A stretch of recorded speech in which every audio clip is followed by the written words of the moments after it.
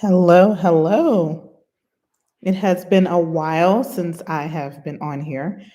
For those of you who are new to this page, welcome. I am Coach Paula, and I typically talk about all things domestic violence, healing. I'm moving more towards talking about healing and just educating on the different types of abuse and symptoms of abuse and side effects and the after effects. All of that stuff is what we talk about here.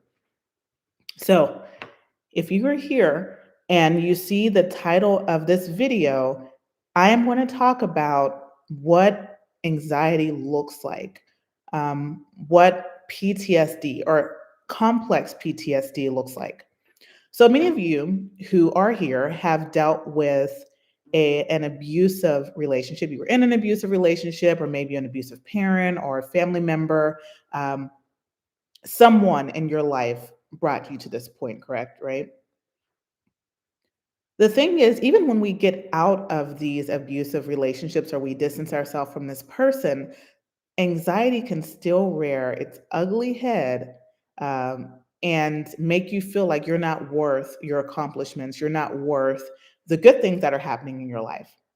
So, for years, I have wanted to be a homeowner. I've wanted to buy a house, and I've always stopped somewhere along the journey because of someone I was dating. In the past, I've dated a lot of men who had the very similar traits, who were controlling, emotionally abusive. There was a pattern, and I had to address that pattern, which is something I want to point out as well. If you notice a pattern in who you're attracting, sometimes you have to look within because you can attract all types of people, but you're allowing these people into your space and acknowledge that you have the power to say, listen, you're not good for me. I digress. I was attracting this type of controlling person who made me feel that if I were being too accomplished or if I had something that was too great, no man would want me, right? You need to be kind of be a damsel in distress for a man to want you. Um, and I really internalized that. And I really used to think I needed to kind of dumb myself down or not be so much of an overachiever because I didn't want to look like I was cocky or I could do everything myself. And I didn't need anyone, right? Many of you who know my story know that I have overcome domestic abuse, particularly narcissistic abuse. A lot of emotional abuse comes with that. Financial abuse is a huge part of that. There are so many elements of abuse when you're dealing with a narcissistic person. One thing that I struggled with when I was in this unhealthy relationship was financial issues and feeling like I wasn't good enough. No matter how much money I made, I could never keep it. I couldn't afford to live on my own at a certain point. Um, I was afraid to leave because what did that look like? Many of us don't leave because we can't afford to. There are so many ties financially when you're in this abusive relationship that you don't even control your own money. Or if you do, you're not really good at managing it, or maybe they're using your money, so you can never keep anything. So the whole dream of being a homeowner was just so far fetched for me. There was just no way that I could ever see myself accomplishing that. Um, when you leave an abusive marriage or an abusive relationship and your finances are tied, a lot of times your credit takes a hit, finances take a hit. So it took some time for me to start to rebuild myself and to get to the point where I could get to a point where I can own something and save up money to own something. So I was so excited that I got approved, went through that whole approval process and um, had saved up enough money for a down payment. All that if you've been in the process of buying a home or you've talked to someone, you know that it can be a very expensive and draining process. So needless to say, I was so excited when I got that final approval. And I'm like, yes, me and my baby, we're out of apartments now. We can move into a house. He can make as much noise as he wants to. I was so excited. And probably a week after I got my final approval, I was overwhelmed with anxiety. I was so anxious. I was so worried because I have been in positions where I had no money. And that's just very stressful when you're an adult and an adult with a child and you don't have money and you don't know where to turn and you don't know who to rely on. And I was a very proud person, didn't want to ask anyone.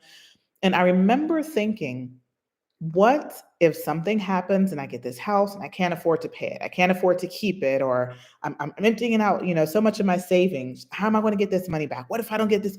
I mean, the thoughts that I had were, they overwhelmed me to the point that I was no longer excited about getting the home. In fact, I wanted to pull out.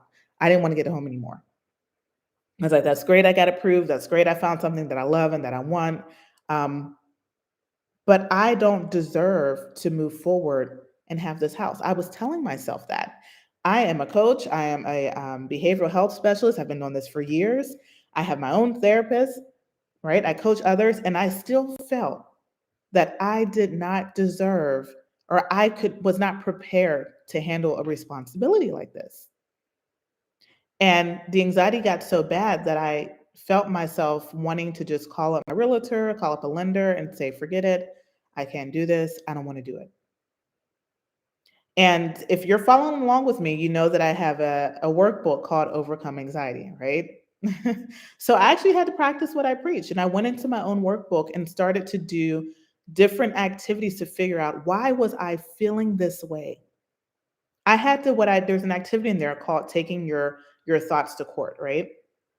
And essentially what happens is, all of the negative thoughts that you're having that make you feel like you're not good enough, that make you feel like you don't deserve something, or that the other shoe is going to drop, because that's a symptom of dealing with narcissistic abuse, waiting for that shoe to drop. That's a symptom of trauma and PTSD, right? And I had to really write things down, and I started to realize, okay, you've been doing this all this time. You've been taking care of yourself and your kid. You do not have a reason to worry in the way that you're worrying. And how productive was my worrying? I couldn't even function at a certain point. And I felt myself going down a rabbit hole of what ifs. And I had to really sit and think, are the thoughts that I'm feeling, or are the thoughts that I'm hearing, are they my own thoughts, or were they something that my trauma put me through? And it's rearing its ugly head and reminding me, hey, remember me? I'm the one who gave you many sleepless nights and made you feel like you weren't good enough. It can still pop up. And I was really just having a hard time enjoying a moment that was meant to be a happy moment. And what's important to note here, and I'm being transparent, because a lot of times, even if you're far in your healing journey, you don't know what your triggers are until you are triggered. Until you're in the position to be triggered, oftentimes you're not even going to know what your triggers are. And it took me getting to a place of this huge financial investment that I realized, I'm finally doing something I've wanted to do. I was always told I couldn't do, or felt that I could never make it without the help of someone else. And I was here at this point, ready to make this change and ready to build this home for myself and my kid. And I felt like it was too much and I couldn't do it. And I started to sit with myself and realize where that was coming from, where the anxiety and the trigger and the bouts of depression even were coming from. And I started to acknowledge, listen, you are good enough. I had to start giving myself affirmations again. For every negative thought, I would combat it with a positive thought. What if you lose your house? Or what if you don't? What if you lose your contracts? What if you lose your business? Okay, what if your business increases or your contracts increase? I literally had to combat every negative thought with a positive one until I started to believe it. And so I began to believe that I was enough, that I was safe again. And that was the biggest thing that made me realize, being in this position of home ownership brought out my past emotions of feeling like I wasn't safe. My safety began to be tied to financial security, to money, because money is important, right? We need it for things. We need to buy things, we need to live. It's important. But I had an unhealthy relationship with money to the point where I was constantly monitoring my account, and not in a healthy way to make sure no one else was, hacking into my account. It was like every dollar, every cent, it became an obsession. What if I lose this? Okay, I'm losing this, because I remember what it felt like when I couldn't pay a bill. I remember what it felt like to choose food over paying for for an important bill. I remember what that felt like, and I was slowly getting triggered, and now we're around the holidays too, and a lot of my, really traumatic relationship experiences happened around the holiday season. Thanksgiving, Christmas time. This is when things started to get really bad. So I'm dealing with this new stressor, which is also something exciting. And then I'm remembering, the body remembers, I said this all the time, my body is keeping score of what happened to me in the past around the holiday season. And it became overwhelming.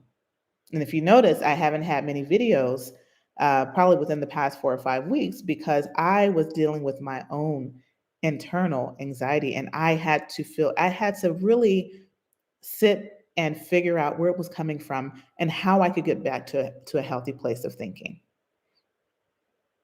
So I wanted to share that I'm in a great place now. I'm finally able to enjoy this blessing, this exciting thing that's happening. Uh, But it wasn't as exciting initially as I thought it would be, and that shocked me. It really shocked me. It really made me feel uncomfortable and, stuck. And I had to remember, you are safe. No one's hurting you. You're not around anyone who's putting you down all the time. You're in control of your finances. You're in control of your emotions. You are in control and you are safe. I had to continuously remind myself that I was safe. And for some of you who are watching, you may too be feeling triggered by the holiday season, or maybe something happened that reminded you of your past relationship or a past unhealthy or toxic encounter.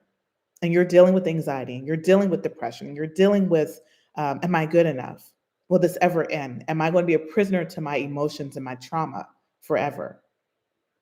And this is when it's important to have the tools to get back in control of your thinking and to get back in control of you.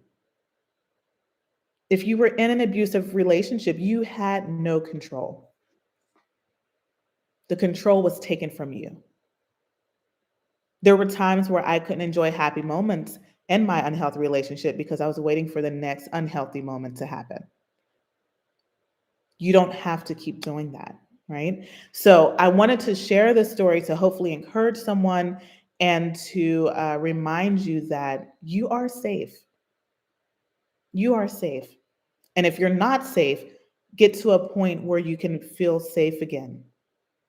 Figure out what it means to get control of your anxious thoughts and your uh, constantly choosing the same type of person, or feeling like you can't tell a person when they've crossed a boundary. Get to the point where you are your priority, and things will start to flow and fall into place the way it's supposed to. But it starts within. So in the comments, I'm going to have a link to the workbook, where I have, actually, for the holiday season, I have some special offers happening with the workbook as well as with the group coaching 30-day session. So all of that information will be in the description. And keep, like, subscribe, keep looking out for more content happening, because I am trying to, from now until the end of the year, really just start cranking out more information and more videos, so that during this really tough time of the year for a lot of people, they can feel encouraged and be reminded that you're seen and you're heard and you're safe. So thank you for tuning in. Until next time.